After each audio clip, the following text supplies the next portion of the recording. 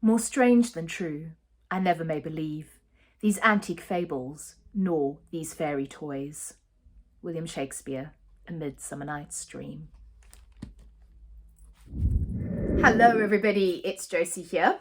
Welcome back. I'm doing another 2-book review today. So, the books that I'm going to be talking about today, they are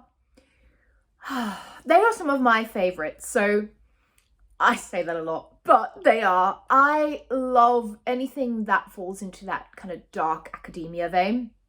And I particularly love it when it has some supernatural and horror elements to it. So something along the lines of Ninth House, which I adored and adore and cannot wait for the sequel. So it's something that I really, really love. So today, the 2 books that I am going to be talking about are ones that I haven't really heard many people talk about, but I think they are both phenomenal.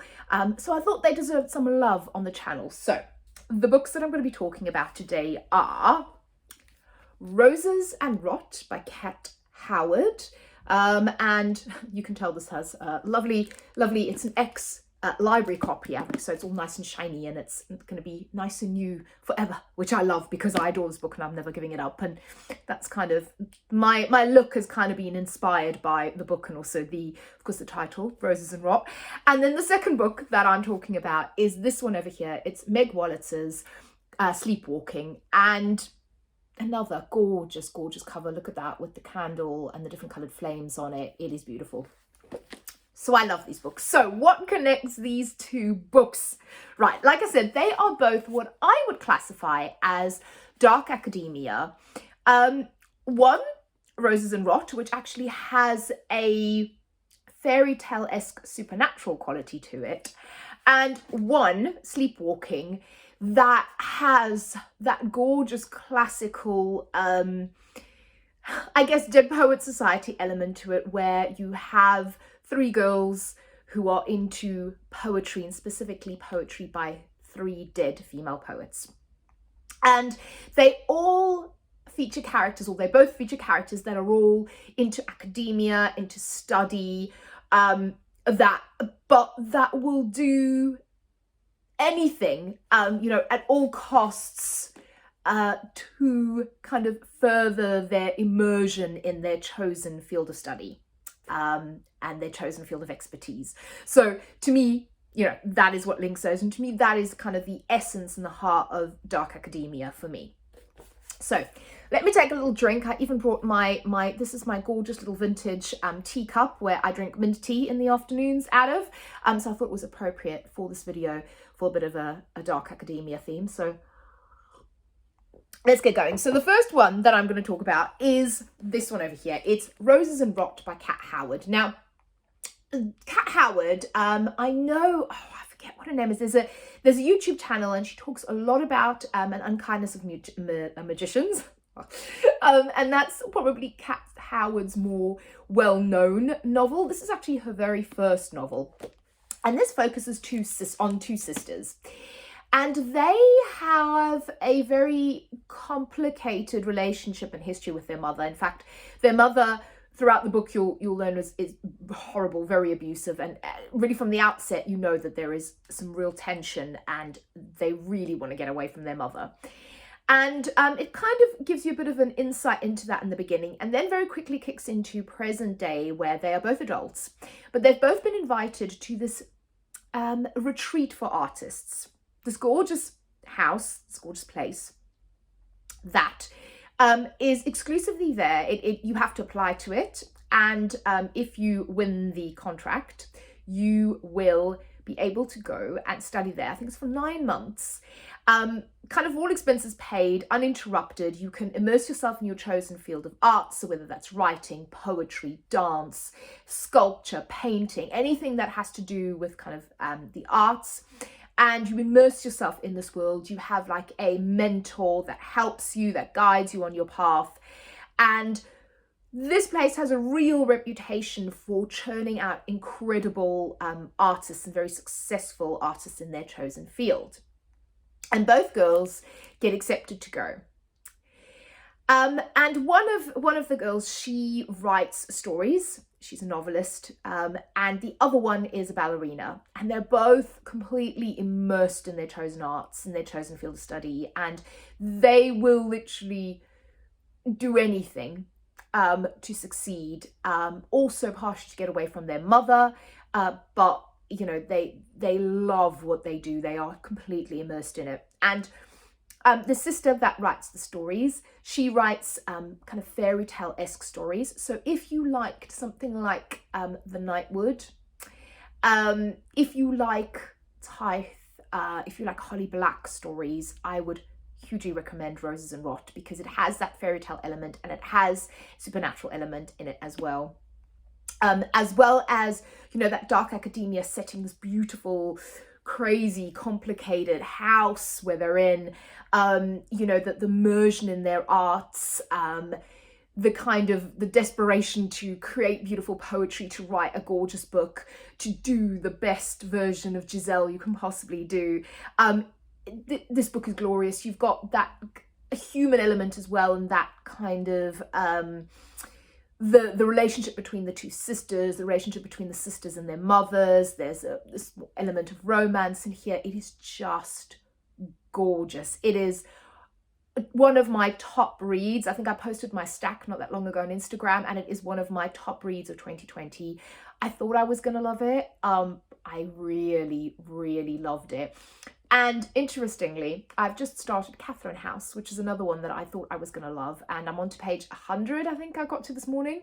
Love it. And it has a similar vibe.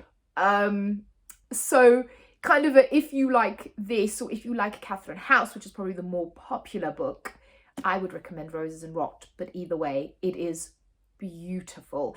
There are horror-esque elements in it. Are there? In a way, but I would say this is more falling into the kind of supernatural dark academia relationship kind of category of book, and it's just beautiful, absolutely beautiful. And then the second book that I'm going to be talking about is Meg Wollitz's Sleepwalking.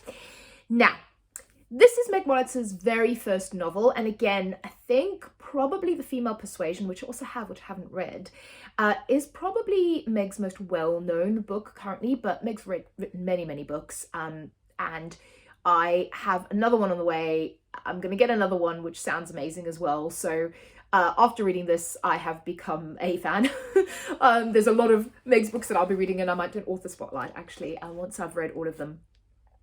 But this one over here, Sleepwalking, Meg's first novel, and this edition has a lovely foreword by Meg talking about the fact that when she wrote this particular novel, it wasn't about, you know, pleasing an audience, a publisher. There wasn't any real agenda in mind. It was just writing a story that she wanted to write.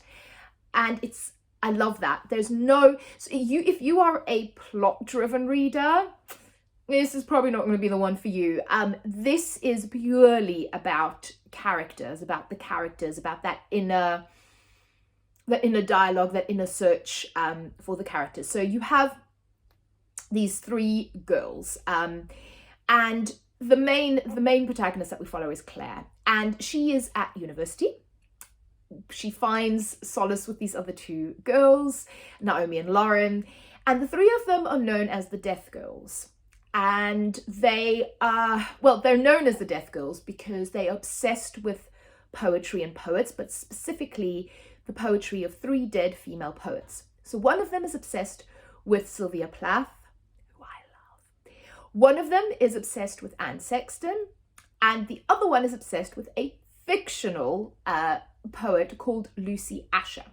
Now, they are also known as the Death Girls because they dress in black. They spend their nights awake, reading poetry by candlelight. So that element reminded me a little bit of Bunny by Mona Awad, which again is just one of my all-time favorite books, one of my books of the year. And I'll be doing a whole video on kind of this strange, dark academia kind of thing because I love it. But like I said, this book is about Claire specifically. She lost her brother as well, and she has this obsession with this young poetess Lucy Usher, who committed suicide. Again, all three of these poets committed suicide. There and she kind of goes on this journey to figure out her own emotions, her relationship with her family. It is, like I said, it is not a plot-driven book as such. It's very much about these characters, about these girls, particularly about Claire. You know, about that internal dialogue, finding yourself at that age, trying to work out who you are, trying to see where you fit in, about the relationships that you form. I loved it. I just absolutely loved it. And it is just one of these books that kind of sticks with me, and that I adore. And I can't say anything more than that. I just really loved that kind of journey that Claire goes on, and also this kind of obsession with these poets. It's really beautiful. I loved it. No, needless to say, if you're interested in Sylvia Plath, The Bell Jar is one of my favourites. Ariel, which is a lovely collection of poems by Sylvia Plath as well. I did actually look up Lucy Usher as well, because I was like, oh, is Lucy Usher a real poet? No, unfortunately not. But it is, yeah, this is just great. I'm just gonna stop. That's me done. So those are my two gorgeous dark academia books, dark academia relationship / a little bit of supernatural books. Let me know what you think. If you've read either of these, or if you've read something similar, let me know. And thank you all again for watching. I'll speak to you all very soon. Keep well and safe. Bye.